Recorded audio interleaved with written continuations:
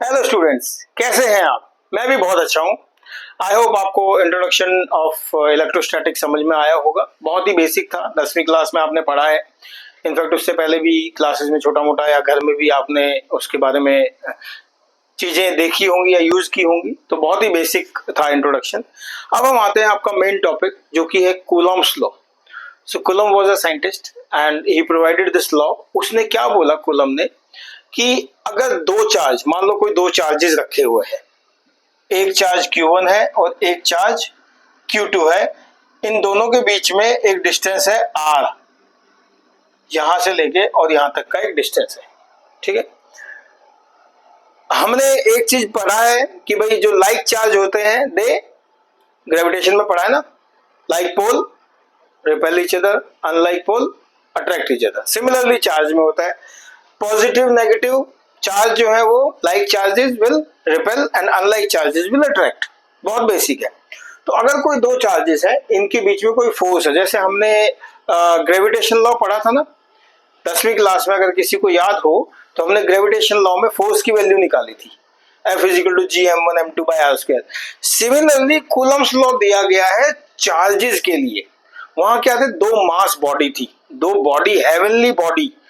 ठीक है, जो बड़ी बड़ी बॉडीज जिसके दो मास m1 m2 है और they are distant apart r, तो उसमें आपने फोर्स निकाला था F इक्वल टू Gm1m2/r²। जी क्या था, ग्रेविटेशनल कांस्टेंट, जिसकी एक वैल्यू थी। सिमिलरली यहाँ पर जो कूलम्स लॉ कहता है कि जो फोर्स ऑफ इंट्रैक्शन होता है बिटवीन टू,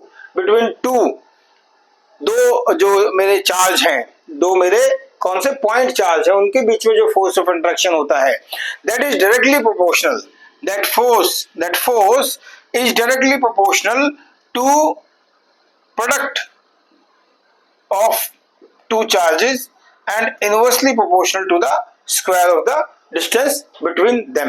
अब मैंने मॉड में क्यों लिया ये साइन जानते हैं आप? इस साइन का मतलब क्या है? मोड।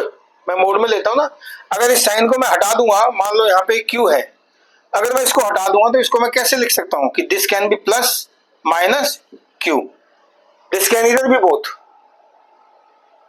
अगर नहीं दिया है तो दिस कैन इधर भी बोथ, पॉजिटिव भी हो सकता है, नेगेटिव भी हो सकता है।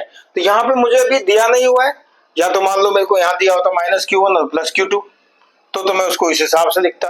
अब यहां मुझे कुछ दिया नहीं हुआ है, तो मैंने इसको क्या किया, मैंने Q1 Q2 मोड में डाल दिया, रूल के हिसाब से, लॉ के हिसाब से। ठीक है, तो F is equal to Q1 Q2 by F is directly proportional to Q1 Q2 by R², और F इज इक्वल टू, मैं इसको डायरेक्टली प्रोपोर्शनल को हटाऊंगा तो K डालूंगा, K Q1 Q2 by R²।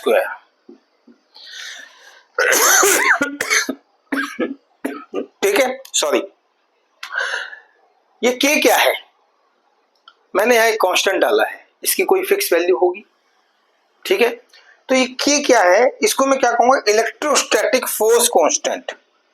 K is electrostatic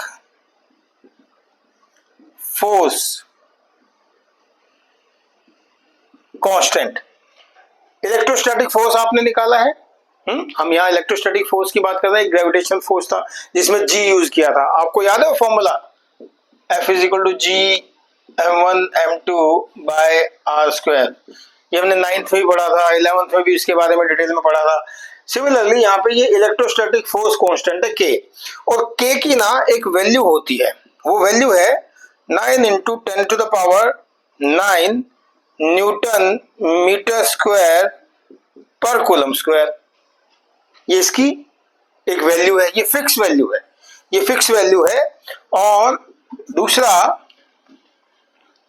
इसकी unit कैसे निकाली भाई, ऑब्वियसली K यहाँ है, तो आप इसको लिख सकते हो ना, K is equal to F into R² by Q1 into Q2।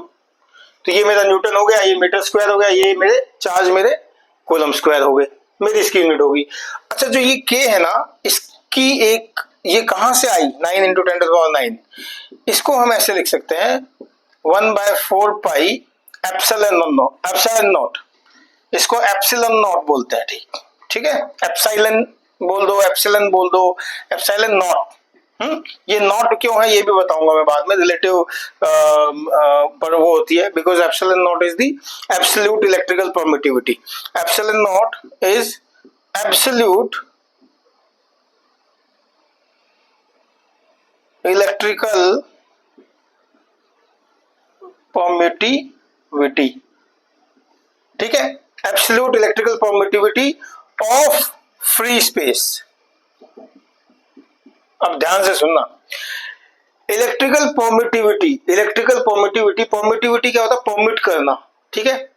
आप दो चार्जेस के बीच में, दो चार्जेस के बीच में एक इंटरेक्शन करवा रहे हो with a distant apart r. अब वो फ्री एयर में है, फ्री स्पेस में है, अब उनके बीच में इंटरेक्शन होना भी तो चाहिए, उनको एक मीडियम भी तो देना पड़ेगा जहां पे वो अलाउ कर सके। मीडियम क्या है, फ्री स्पेस है, ठीक है। तो वहां पर एक ऐसी चीज होनी चाहिए जो इसमें कंडक्टिविटी को कह लो, या चार्ज के मोशन को कह लो, या मूवमेंट को कह लो, या इंटरेक्शन को कह लो, उसको परमिट करे। That is absolute permittivity, electrical permittivity. ये मेरी एप्सिलॉन नॉट की नंबर है ये। तो एप्सिलॉन नॉट को कैसे लिख सकते हो, अभी आप यहाँ पे देखो, वैल्यू डालो, एफ में वैल्यू डालो, ठीक। आप इसमें लिखोगे अब एफ इज इक्वल टू, मैं उसमें के की वैल्यू डाल दूंगा एफ की फॉर्मूले में, F is equal to 1/4 pi epsilon naught into Q1 Q2 by r square. और एप्सिलॉन नॉट क्या हो गया, 1/4 पाई इंटू एफ, ये यहाँ आ गया, ये यहाँ चला गया, into Q1 Q2 by r square. ये एप्सिलॉन नॉट का फॉर्मूला हो गया, ठीक है। हम इसकी डायमेंशन निकाल सकते हैं। क्या है इसकी डायमेंशन, कैसे निकालोगे इसकी डायमेंशन, डायमेंशन निकालो, डायमेंशन ऑफ एप्सिलॉन नॉट। अब देखो एफ क्या है, m a mass into acceleration, यानी कि mlt-2 तो इसकी हो गई। चार्ज क्या होता है, Q इज इक्वल टू क्या होता है, बताइए आप, कोई फॉर्मूला है ना एक, क्या, current into time, Q is equal to IT, यानी कि एम्पियर इनटू टाइम। और R क्या हो गया, ये उसमें मेरा लेंथ में हो गया। तो epsilon naught can be written as 1/mlt-2 into 80 divided by L2, ठीक है, डिवाइडेड बाय L2।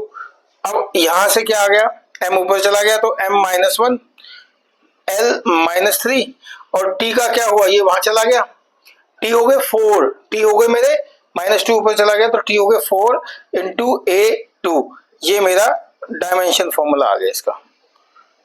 बहुत ही सिंपल है, ये निकालने का तरीका बहुत सिंपल है, डायमेंशन फॉर्मूला, ठीक है, बहुत इजी तरीके से आप निकाल सकते हो।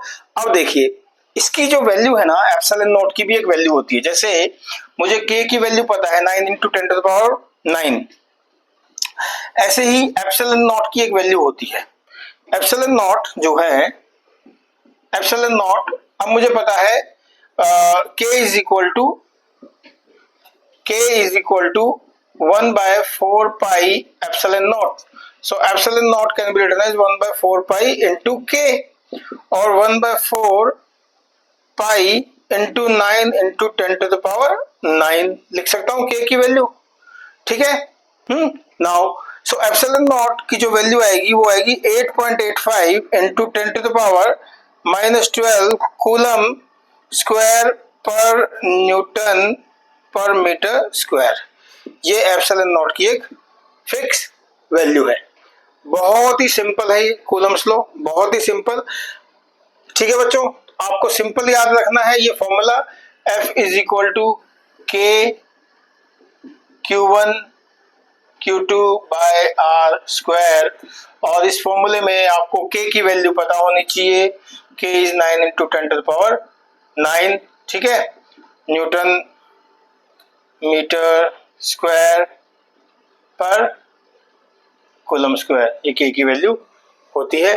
सिमिलरली आप इसके फॉर्मूले से एप्सिलॉन नॉट की वैल्यू निकाल लेंगे। बहुत ही सिंपल है कूलम्स लॉ। आप इसको पढ़िए, अगर कोई डाउट होता है तो प्लीज आप मुझसे पूछिए कूलम्स लॉ के बारे में। तो thank you so much. Please मेरी वीडियो को लाइक करें, सब्सक्राइब करें, शेयर करें, और अगर कोई डाउट हो तो प्लीज मुझसे पूछें। Thank you.